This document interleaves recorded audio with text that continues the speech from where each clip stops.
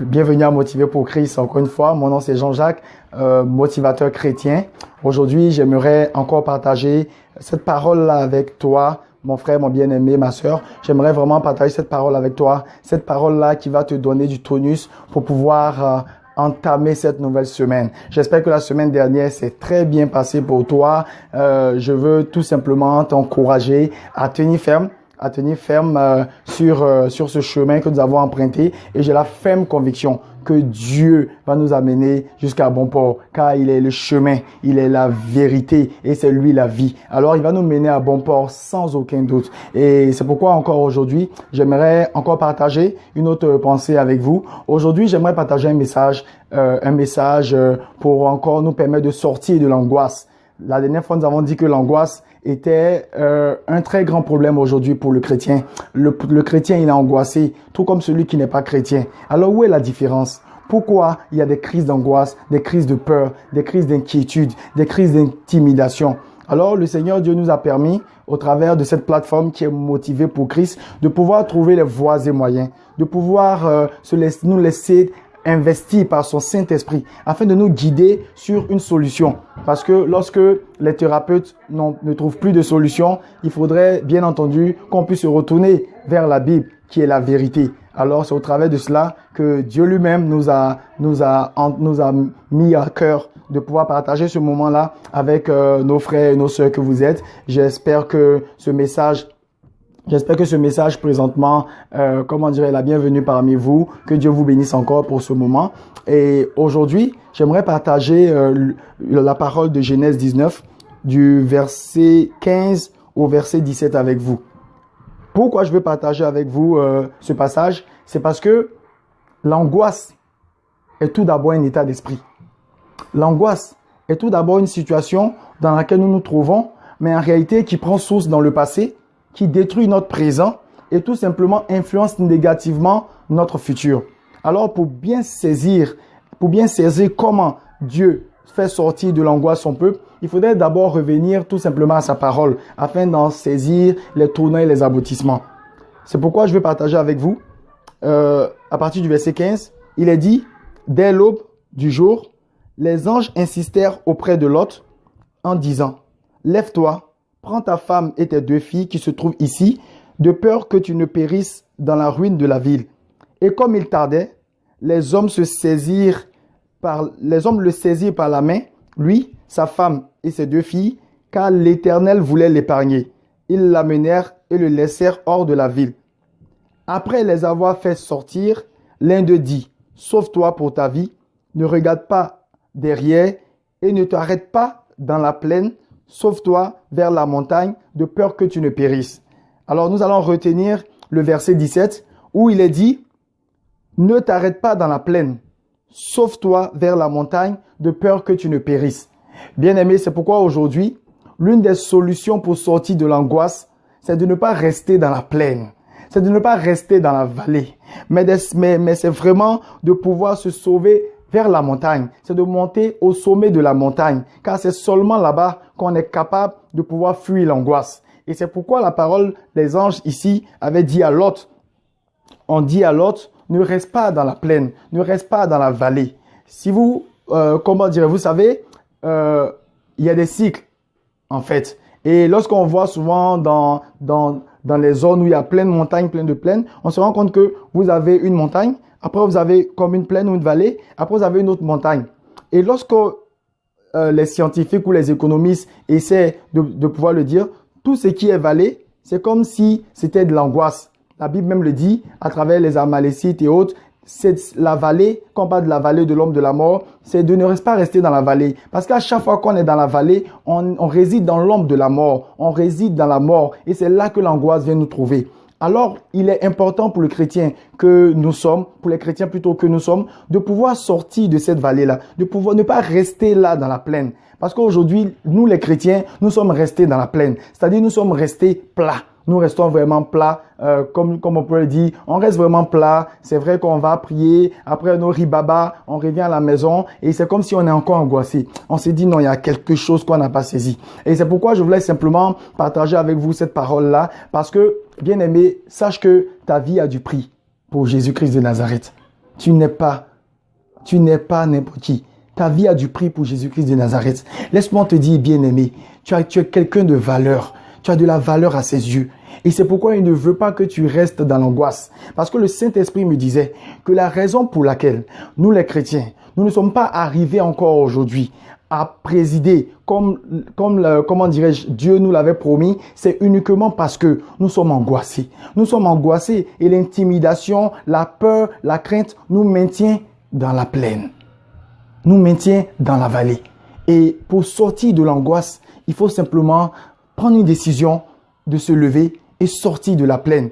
Comme les anges ici ont fait entendre à l'autre, sauve-toi vers la montagne. Ne t'arrête pas dans la plaine.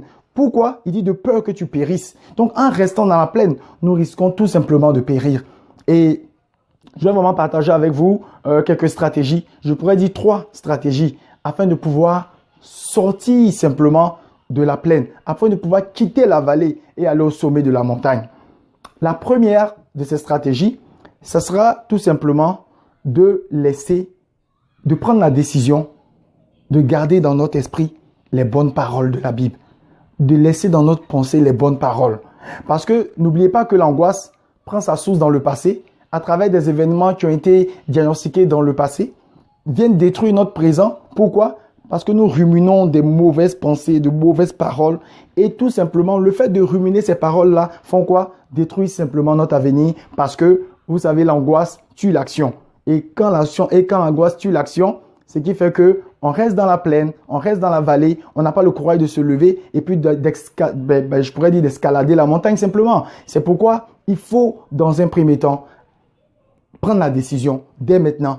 Prends la décision dès maintenant de garder les bonnes paroles dans ton esprit. Mais comment garder les bonnes paroles dans son esprit? C'est facile à dire, bien-aimé, mais c'est très difficile à faire. C'est très difficile à faire. La première des choses, bien-aimé, que je vais te dire, pour être capable de garder les bonnes paroles dans ton esprit, il y a une première des choses à faire. Vous savez, très souvent, quand on donne à manger aux enfants, quand on leur donne des fruits ou je sais pas quoi, nourriture, on leur dit, va laver d'abord ta main. Va laver tes mains. Lave tes mains avant de manger. C'est bien. L'enfant peut laver ses mains. L'enfant peut laver ses mains. Mais imaginons un instant. Imaginons un instant que dans le pain ou dans la pomme, il y a déjà le virus de la fièvre typhoïde. Quand bien même l'enfant aurait lavé ses mains, il va quand même attraper la fièvre typhoïde. Mais si il n'y a pas de virus de fièvre typhoïde dans la nourriture, quand il lave sa main, sa santé est assurée au maximum, n'est-ce pas, à 100%. Et c'est ce que, bien aimé, je vais venir te dire. Et ce vaccin-là dont je vais te parler, c'est Jésus-Christ de Nazareth. Bien aimé, tu peux appliquer ces stratégies que je te donne ici. Mais si dans l'entreprise demain où tu vas aller, mais si demain dans tes affaires, mais si demain dans ton école, mais si toi qui es au chômage présentement, tu n'as pas eu le vaccin qui se nomme Jésus-Christ mort et ressuscité, je t'assure, bien-aimé, que tu vas encore rester dans l'angoisse. L'angoisse va peut-être passer juste pendant ce moment, mais dès demain, ou bien je pourrais dire dès cette nuit, tu vas ressentir encore cette profonde angoisse. C'est pourquoi je vais t'inviter, bien-aimé, à pouvoir d'abord recevoir ton vaccin. Reçois ton vaccin. Reçois ton vaccin. Ton vaccin, c'est Jésus-Christ de Nazareth. Alors pour toi qui m'écoutes, qui est fatigué d'être angoissé, qui est épuisé de rester angoissé, et qui veut vraiment passer vers l'autre niveau et qui veut escalader la montagne, qui veut garder les bonnes paroles, mais en réalité, qui se demande, mais comment faire? Comment faire pour garder ces bonnes paroles-là pendant longtemps? Parce que je les garde, mais j'ai l'impression que c'est juste, je les garde pour 2 ou 3 minutes, pour quelques heures, mais je vais les garder tout le temps. Je vais te demander de faire cette prière avec moi. Tu peux dire, Seigneur Jésus, je t'aime et j'ai besoin de ton aide aujourd'hui. Viens prendre le contrôle de ma vie. Viens prendre le contrôle de ma vie aujourd'hui et aide-moi, mon Jésus. Je veux te donner ma vie à partir de ce jour et je te demande pardon pour toute cette vie que j'ai menée sans toi. Brise les chaînes qui me maintiennent en prison. Brise les chaînes qui me maintiennent prisonnier ou prisonnière de l'angoisse et viens prendre le contrôle de ma vie. Je te demande pardon. Libère-moi de cette captivité. Je n'en peux vraiment plus. Saint-Esprit, viens, mets l'amour de Jésus-Christ dans mon cœur et permets-moi de devenir un enfant de lumière. Amen. Bien-aimé, que le nom de Dieu encore soit béni, que le nom de Dieu soit vraiment béni par rapport à cette prière. Ça, c'est le vaccin. Quand tu reçois le vaccin, et après ça, quand tu prends un fruit, même si le fruit a déjà eu, a déjà un virus, on dit souvent dans la science que même si tu manges le fruit, tu peux faire la maladie, mais la maladie ne te tuera pas. Mais si tu n'as pas le vaccin, c'est ça peut être fatal pour toi. C'est pourquoi, après avoir reçu ton vaccin, bien-aimé, je vais simplement te dire, après avoir reçu ce vaccin, on appelle ça la prière du salut. Après cette prière-là, bien-aimé, tu peux m'envoyer un message inbox si tu ne sais pas quelles sont les prochaines étapes. Mais si jamais tu as une église où tu vas, si tu as des pasteurs, des personnes que tu fréquentes, appelle-les, rentre en contact avec ces personnes-là et demande-leur simplement que je veux donner. J'ai fait la prière du salut, je veux réellement donner ma vie, je suis fatigué d'être angoissé. Ils te diront quel chemin tu dois suivre afin de pouvoir véritablement marcher en enfant de lumière. Mais si tu n'as personne, quel que soit le pays où tu te trouves, si tu n'as personne, tu peux simplement me contacter. On peut voir dans l'endroit où tu te trouves s'il y a des églises locales pour pouvoir te diriger vers certaines personnes qui pourront vraiment t'aider. Alors, le vaccin, quand tu as reçu le vaccin, maintenant on peut laver les mains. Donc la première stratégie, comme j'ai dit, c'est de garder les bonnes paroles. Mais en réalité, les bonnes paroles, tu ne peux les garder qu'avec le Saint-Esprit. Après le vaccin, après avoir accepté Jésus-Christ comme ton unique sauveur et Seigneur, tu peux maintenant ce que tu vas faire, le Saint-Esprit. Après cela, il y a le baptême du Saint-Esprit, c'est vrai, mais dès maintenant, tu peux maintenant, avec la puissance du Saint-Esprit, être capable de lire la Bible. La Bible est un recueil de bonnes paroles. Et dans la bonne parole, dans cette Bible-là, tu auras exactement les bonnes paroles qu'il te faut lorsque tu vas commencer à être angoissé de ce que demain encore, tu vas retourner au travail. Oui, c'est vrai, peut-être que tu aimes ton travail, mais l'environnement, les tâches répétitives, tu es vraiment angoissé. Peut-être que tu es angoissé à cause de l'argent. Tu te demandes, mais comment je vais finir la semaine? Déjà, mon salaire est déjà presque fini. Comment je vais finir le mois? Ou bien tu te demandes, même l'angoisse peut venir de la maison. Ça ne va pas dans le foyer. Ça ne va pas très bien aussi au niveau des enfants. Tu te poses des questions. Ou bien c'est la maladie, peut-être tu as été diagnostiqué d'une maladie incurable. Laisse-moi te dire, aucune maladie n'est incurable. En réalité, il n'y a pas de maladie incurable. Jésus-Christ, il guérit. Jésus-Christ, je dis, il est le guérisseur. Il peut te guérir. Il peut te guérir, mon frère. Alors, tu es certainement angoissé par plein d'informations que tu as eues dans le passé, mais qui aujourd'hui t'empêchent de passer à l'action parce que ça te détruit. Tu mormonnes de mauvaises pensées. Cherche des bonnes paroles. Cherche des paroles, par exemple, qui vont te dire « L'Éternel est mon berger, je ne manquerai de rien ». Cherche des paroles qui vont te dire « Oh, 10 000 tomberont à ma droite, 1000 à ma gauche, moi je ne serai pas atteint ». Cherche des paroles qui vont te dire « Quand je passe par la vallée de l'homme de la mort, je ne crains aucun mal, car, oh, tu es avec moi ». Cherche ces genres de paroles-là. Et dès que l'angoisse veut revenir, essaie en même temps de positionner ces paroles-là. Essaie de positionner ces paroles-là. Dis-toi, l'Éternel est mon berger, je ne manquerai de rien, avec assurance. Et tu verras que quelque chose va se passer dans ta vie. Alors, la première stratégie, c'était de garder les bonnes paroles. Mais les bonnes paroles se trouvent dans la Bible. Alors, je vais t'inviter à pouvoir prendre un temps, 10 minutes par jour, 20 minutes par jour, 5 minutes par jour. Prends une parole, prends un verset et lis-le. Fais-le quotidiennement. Après, tu pourras lire un passage, tu pourras lire un verset. Et au fur et à mesure, tu vas voir, tu vas aller de gloire en gloire, tu vas croître dans la connaissance de Dieu. Alors, ça c'est la première stratégie. La deuxième stratégie, pour quitter la plaine, pour aller à la montagne, mon frère, ma soeur, il faut faire du sport. La plupart des chrétiens ne font pas de sport. Non, on ne fait pas de sport. Ce qu'on veut, c'est avoir l'argent aujourd'hui. Ce qu'on veut, c'est être libéré aujourd'hui. Ce qu'on veut, on recherche juste le peu pour aujourd'hui. À tel enseigne que notre corps, ça va venir après. Quand j'aurai l'argent, je vais faire du sport. Quand ça ira entre moi et mon mari, je vais faire du sport. Quand ça ira entre ma femme et moi, je vais faire du sport. Non, ce n'est pas ainsi que ça marche. Tu dois faire du sport. Tu dois faire du sport. Et même pour faire du sport, tu sais, tu n'es pas obligé d'aller payer des gyms. C'est bien d'aller au gym. Mais si tu n'as pas les moyens de te prendre du gym, fais le sport chez toi à la maison. Prends 5 minutes par jour. Fais des pompes. Essaie de faire des sauts. Transpire. Passe à l'action. Sors marcher. Sors, tu marches pendant une certaine période et puis tu rentres chez toi à la maison. Mais tu dois faire du sport. Sinon, tu seras essoufflé en cours de route. Tu vas commencer à escalader la montagne. À un moment donné, quand tu vas entrer au travail demain et que ton collègue qui sait déjà qu'à chaque fois qu'on ne te dit pas bonjour, tu te mets en colère, il va faire semblant, il va venir t'adresser une parole parce qu'il t'a pas dit bonjour. Waouh, c'est la guerre en même temps. Et du coup, tu es essoufflé, tu respires. Il a brisé ta semaine. Et tout ce qu'on a dit aujourd'hui sera à l'eau. C'est pourquoi tu dois faire du sport. Prends du sport, énergise ton corps, de telle sorte que quand tu arrives au boulot, on te donne une mauvaise parole, mais tu as l'énergie nécessaire. Le Saint-Esprit lui-même, il te donne la force nécessaire au travers de ce que tu as travaillé, ton rythme cardiaque. Donc ton cœur ne bat plus à 1000, parce que le problème c'est que quand tu es frustré ou bien quand tu es angoissé, ton cœur il bat, Tu as besoin du sport. Tu dois faire du sport, bien aimé. Tu dois faire du sport. Non, c'est vrai, tu vois, tu dois faire du sport. Tu dois aller courir un peu, venir. Et puis tu peux, si tu veux, même faire de l'haltéro, fais ce que tu veux, mais tu dois transpirer. Laisse ton corps s'énergiser. Laisse ton corps vivre, bien aimé. Tu dois faire du sport. Sinon, tu n'arriveras pas au sommet. Tu n'arriveras pas au sommet. Tu dois faire du sport. Donc, bien aimé, la deuxième stratégie, c'est faire du sport. Première stratégie, nous avons dit, c'est garder. Tu dois prendre la décision de garder les bonnes paroles qui sont dans la Bible tout le temps dans ton esprit quand l'angoisse se présente.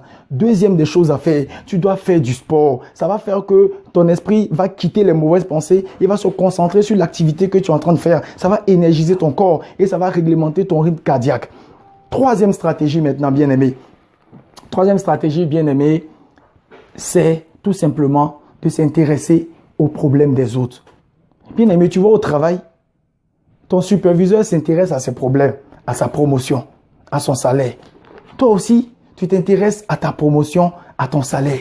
Mais étant donné que lui, il est ton superviseur, automatiquement, il est plus amené à pouvoir dominer sur toi. Pourquoi? Mais parce que vous deux, vous avez la même base de calcul. Tu vois, toi et lui, vous avez la même base de réflexion. Chacun pour soi, Dieu nous pose. C'est ce que le monde nous a dit. Mais écoutez, aujourd'hui, la plupart des chrétiens même ne sont même pas propriétaires des entreprises où ils travaillent. Donc, ça veut dire que déjà, tu n'es pas à la tête. Mais maintenant, si tu n'es pas à la tête, que toi et ton superviseur, toi et ton patron, toi et tes employés, toi et ton mari ou bien ta femme qui n'est pas chrétienne ou chrétienne, toi et les personnes qui t'entourent qui ne sont pas chrétiens, qui ne connaissent pas le message de l'amour, étant donné que toi tu veux suivre leur base de calcul qui est chacun pour soi, Dieu pour tous, mais automatiquement tu es fait parce que tu es déjà lésé dès le départ.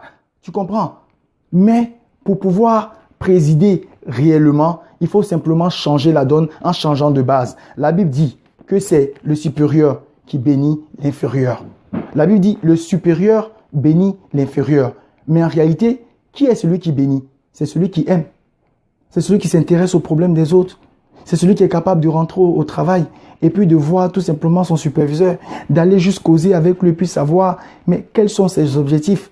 Comment est-ce que ton travail à toi peut permettre à ton superviseur d'avoir la promotion rapidement?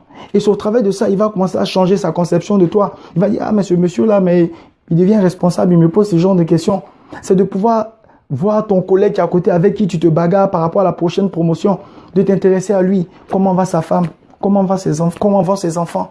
Et sa vie même à la maison ou bien dans le social, comment ça va? Et tu peux prier pour lui. Donc pendant que lui cherche à te battre dans la promotion, toi tu cherches à ce qu'il soit béni. C'est-à-dire tu pries pour lui. Et c'est en cela maintenant que Dieu va dire, waouh, il y a quelque chose qui se passe. Il a changé de base. Pourquoi je te parle de base?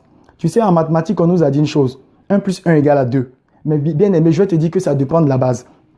Je vais te dire que ça dépend de la base. Quand tu vas un peu plus en profondeur dans l'arithmétique, tu apprends que ce n'est pas toujours vrai que 1 plus 1 est égal à 2. Mais ça dépend des bases de calcul. Et au travail de cela, bien aimé, il y a des bases qui sont utilisées, par exemple en informatique, selon lesquelles 1 plus 1 n'est pas égal à 2 tout simplement. Ça s'appelle les bases de calcul. Donc pour dire que la société qui t'amène à te dire, la même société qui te dit, comment dirais-je, chacun pour soi, Dieu pour tous, la même société te dit 1 plus 1 égale à 2. Mais la même société utilise une autre base de calcul pour pouvoir faire les ordinateurs, te donner les téléphones et autres. Juste pour te dire qu'il y a quelque chose de différent. Il y a quelque chose qui, je peux appeler, n'est pas la réalité dans tout ça. Parce que la réalité, si 1 plus 1 était égal à 2, ça devait être vrai pour tout. Mais non, c'est pas vrai. Si tu veux aujourd'hui, prends l'ordinateur, va sur Google, essaie de voir base de calcul. Tu verras en réalité, il y a différentes bases de calcul. Et il y a des bases pour lesquelles 1 plus 1 n'est pas égal à 2. Et je t'ai dit aujourd'hui que la base dans laquelle toi et moi nous devons marcher, c'est s'intéresser aux problèmes des autres. Quand tu commences à t'intéresser aux problèmes des autres, automatiquement, ton angoisse est désintégrée tout simplement. Parce que ça s'appelle de l'amour. Ça s'appelle de l'amour. C'est le supérieur qui bénit l'inférieur. Or, celui qui bénit, c'est celui qui aime. C'est celui qui s'intéresse aux problèmes. C'est ce que Jésus faisait. Il s'intéresse aux problèmes des uns. Il s'intéresse aux problèmes des autres. Bien-aimé, laisse-moi te dire, c'est seulement ça qui peut nous aider. Parce que nous sommes déjà lésés. Lorsque tu regardes un peu aujourd'hui, comment est-ce que vivent les chrétiens? Comment est-ce que vivent toutes ces personnes-là? Mais c'est vrai, quand ils se regroupent en petits, quand ils se regroupent dans leur cellule ou dans leur église, waouh, c'est la gloire. Mais dès qu'ils sortent de là, mais les mêmes bills sont là, les mêmes factures sont là, les mêmes problèmes financiers sont là. Mais tout simplement parce qu'on adopte le mode de calcul tout simplement. C'est le même mode de calcul qu'on veut imiter. C'est pourquoi la Bible dit, n'appelez pas conjuration, mais ce qu'ils appellent conjuration. N'appelez pas problème, ce qu'ils appellent problème. Tout simplement, nous devons penser aux problèmes des autres, nous intéresser aux problèmes des autres, parler avec notre collègue, se prendre, comment dirais-je, comme celui-là même qui va apporter quelque chose de plus à la vie des autres dans notre travail, dans la vie de nos employés, dans la vie certainement des personnes pour lesquelles on veut travailler. Peut-être certainement que tu n'as pas de travail et tu cherches à avoir un emploi. Mais tout le monde t'a dit que pour travailler, il faut être payé. Et tu n'acceptes pas d'emploi, comme on dit, sous des sauts métiers ou je sais pas, des emplois qui ne sont pas bien rémunérés. Mais bien aimé, ne commence pas par là. Cherche à avoir la compétence. Et comment est-ce qu'on acquiert la compétence? Mais c'est d'abord de donner. D'abord, avant de pouvoir acquérir cette compétence-là. Et tu pourras maintenant te vendre plus cher plus tard. Mais pour le moment, il faut que tu penses à donner quelque chose. Cherche à donner quelque chose. Cherche à donner quelque chose. Bien aimé, cherchons à nous intéresser aux problèmes des autres autour de nous. Cherchons à savoir comment ils vont. Cherchons à savoir, mais quelle est la raison pour laquelle ce monsieur, il est toujours en colère, ce superviseur, il est toujours en colère. Cherchons à savoir comment aider notre superviseur à atteindre ses objectifs. Cherchons à savoir comment notre collègue peut atteindre aussi les siens, afin tout simplement que nous puissions à notre tour être récompensés par Dieu et être libérés pour toujours de l'angoisse. Bien-aimés, voici le message du jour. La première des choses, nous avons dit, c'était de prendre la décision de garder les bonnes paroles, de garder les bonnes paroles qui sont dans la Bible. La deuxième des choses, c'est de faire du sport. Énergise-toi un peu, sois un peu joyeux, ne sois pas toujours avec le visage. Non, fais un peu de sport, sois joyeux, cause avec les gens. Et la troisième des choses, change de base de calcul. Non, ta base de calcul, franchement, ça ne marche pas. Et ça fait que tu es opprimé, tu es oppressé par le monde. Pourquoi? Parce que tu veux gérer avec leur base de calcul. Mais toi, change ta base de calcul. Change ta base de calcul. Et maintenant, ta nouvelle base de calcul doit être tout simplement, quel est le problème de cette personne? Quel est le problème de cette personne? Comment je peux aider cette personne à devenir meilleure? Cherche cette base de calcul-là. Je t'assure que c'est un secret qui est très puissant. Cherche tout simplement à t'intéresser aux problèmes des autres et tu verras que Dieu va se manifester. Oh, excusez-moi. Tu verras que Dieu va se manifester puissamment dans ta vie. Alors, c'était encore Jean-Jacques. Aujourd'hui, c'était motivé pour Christ. Et le message, c'était ne restons pas dans la plaine. Qu'est-ce que nous faisons? J'ai dit, allons-y, montons au sommet de la montagne. Et comment le faire? Il y avait 3 stratégies que nous avons partagées aujourd'hui. J'espère que ces stratégies-là vont vous aider, bien sûr, pour cette semaine. Que Dieu bénisse votre semaine. Que Dieu bénisse votre famille. Que Dieu bénisse votre cœur. Et que tout simplement, toute angoisse, toute crainte, toute panique, toute peur soit désintégrée de votre vie dans le nom de Jésus. Je bénis encore Dieu pour vous. Je bénis Dieu encore pour cette semaine. Et tout simplement, je voudrais simplement vous dire que je vous aime dans le nom de Jésus. Merci mon frère, merci ma soeur. J'espère que cette vidéo était mieux que la dernière fois. La Bible dit que nous allons de gloire en gloire. Alors nous allons essayer de nous améliorer par rapport à la qualité même des vidéos. Que Dieu vous bénisse encore et bonne semaine à vous. Merci. Au revoir. C'était Jean-Jacques, motivateur chrétien, aujourd'hui dans Motivé pour Christ. Au revoir. Bye.